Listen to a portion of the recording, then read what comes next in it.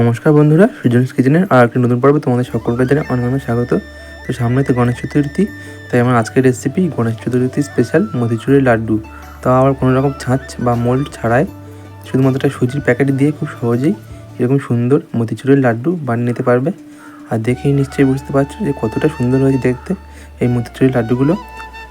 আর দেখো মতিগুলো কত সুন্দর দেখা যাচ্ছে, একদম ছোট্ট ছোট্ট, খুবই সুন্দর হয়। তাহলে চলো দেখে নেওয়া যায় রেসিপিটি। তো বানানোর জন্য নিয়েছি এখানে 1 বাটি পরিমাণে বেসন, আর এর মধ্যে দিয়ে দেবো 1.5 বাটি পরিমাণ জল। তো একবারে জল দেবো না, অল্প অল্প করে দেবো আর মেশাতে থাকবো। তো দেখো অল্প অল্প করে দিচ্ছি আর মিশিয়ে নিচ্ছি। একদম লামস ফ্রি একটা ব্যাটার বানিয়ে নিতে হবে। অল্প অল্প করে দিয়ে এভাবে মিশিয়ে নিতে হবে। তো দেখো এরকম একটা পাতলা ব্যাটার বানিয়ে নিয়েছি। তো দেখো চামচের গায়ে এরকম হালকা লেগে থাকবে, এরকম বানিয়ে নিতে হবে। তো এবার দেখো এখানে একটা সুজির প্যাকেট নিয়েছি আর সুজির প্যাকেটের মুখটা এভাবে কেটে নিয়েছি। তো এবার এটা গ্লাসের মধ্যে এই প্যাকেটটা ঢুকিয়ে দেবো। তারপরে মুখটাকে এভাবে একটু ফাঁক করে নেব। তারপর যে ব্যাটারটা বানিয়ে রেখেছিলাম সেটার মধ্যে ঢেলে দেবো। তো সম্পূর্ণ ব্যাটারটা আমি ঢেলে দিয়েছি। এবার প্যাকেটটা গ্লাসের ভেতর থেকে বের করে নেব। তো তারপর এভাবে একটু মুখগুলো এক জায়গায় করে নেব। তারপর একটা চাম বা গাটারের সাহায্যে মুখটাকে এভাবে ভালো করে সিল করে নিতে হবে, যাতে খুলে না যায়। খুব ভালো করে টাইট করে এটাকে সিল করে নিয়ে দিতে পারছো। দেখো এবার এই কোনা ধরে ছোটো করে কেটে নেবো। খুব বেশি কিন্তু বড় করে কাটবেন না, তাহলে কিন্তু এটা বোঁদে হয়ে যাবে, মতিচুরের লাড্ডু হবে না। দেখো কিন্তু ছোটো হয়ে পড়েছে। এবার ভালো করে তেল গরম করে নিয়েছি। এবার উপর থেকে এরকমই ধরে চাপ দিলে দেখতে খুব সুন্দর ছোটো ছোটো হয়ে পড়ছে। তো এবার কয়েক সেকেন্ড সময় ধরে এটাকে একটু ভেজে নেবো। খুব বেশি সময় লাগে না, মাত্র কয়েক সেকেন্ডে হয়ে যাবে। তো দেখো ছাঁকনির সাহায্যে এগুলো তুলে নিচ্ছি, হয়ে গেছে। খুব বেশি কিন্তু ভাজা যাবে না, তাহলে শক্ত হয়ে যাবে। তো এই মতিগুলো দেখো কতটা সুন্দর ছোটো ছোটো হয়েছে। তাই টিস্যু পেপারের উপরে এইগুলো নামিয়ে নিচ্ছি। তো এইভাবে সবগুলো আমি বানিয়ে নেব। দেখো বানানো ভীষণই সহজ। দেখো এগুলো হয়ে গেছে, তুলে নেব। তো এইভাবে সবগুলো আমি বানিয়ে নেব। দেখো সবগুলো বানানো হয়ে গেছে। আর দেখতে দেখো কতটা সুন্দর লাগছে। আর মতিগুলো দেখো কতটা সুন্দর ছোটো ছোটো হয়েছে, আর দেখো খুব মুচমুচে হয়েছে ভীষণই। এবারে একটা কড়াইয়ের মধ্যে দিয়ে দিচ্ছি 1 বাটি পরিমাণ চিনি, আর দিয়ে দেবো 1 বাটি পরিমাণ জল,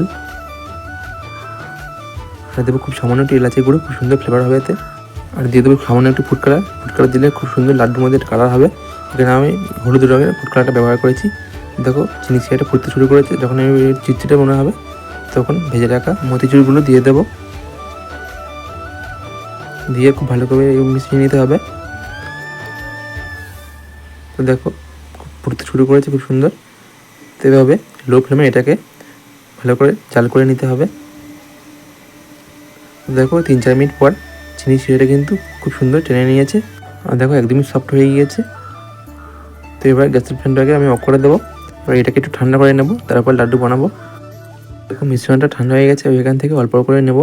এবার হাতের সাথে চেপে চেপে নাড়ু শেপ দিয়ে নেবো।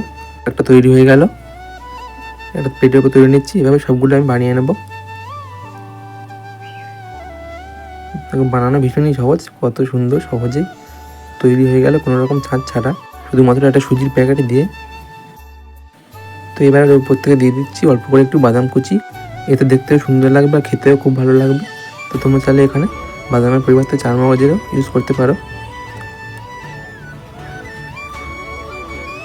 তো সবগুলো লাড্ডুর উপরে আমি বাদাম কুচি দিয়ে দিয়েছি। দেখো দেখতে কতটা সুন্দর লাগছে, একদিন দোকানের থেকেও সেরা হয়েছে। তো সামনে তো গণেশ চতুর্থী, তোমরা এভাবে বাড়িতে লাড্ডু বানিয়ে গণেশজিকে ভোগ হিসেবে নিবেদন করতেই পারো। আর দেখতেই পাচ্ছ দেখতে কতটা সুন্দর লাগছে। কোনো রকম ছাঁচ ছাড়া যে সুজির প্যাকেট দিয়ে এত সুন্দর লাড্ডু বানানো যায়, না দেখলে কেউ বিশ্বাসই করবে না।